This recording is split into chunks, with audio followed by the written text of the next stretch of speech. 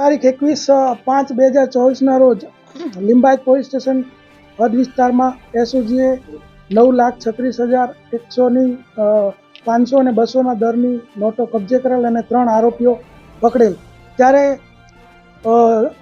વધુ પૂછપરછ દરમિયાન જે મુખ્ય આરોપી ફિરોજ શાહ છે એને પૂછપરછ દરમિયાન જાણવા મળેલું કે એ નોટોમાંથી અમુક જે 3,90,000 સમથિંગ સાદિક અલી ઉર્ફે બટાકા અબ્બાસ અલી શાહપુર કે જે સલાબતપુરા એરિયામાં રહે છે એને અગાઉ 70 કે 80,000 રૂપિયામાં એને આપેલી। તો અમને માહિતી હતી અને આરોપીને સર્ચ કરતા તે કર્ણાટક જે તે સમયે નાસી ગયેલો। ત્યારબાદ અમારા સીપી સાહેબે અનુપમસિંહ ગેહલોત સાહેબે સૂચના અને માર્ગદર્શન આપેલું કે ભાઈ આમાં તમામ જે આરોપીઓ અને તમામ જેટલી નોટો છપાઈ હોય એ તમામ આપણને મળી જવી જોઈએ।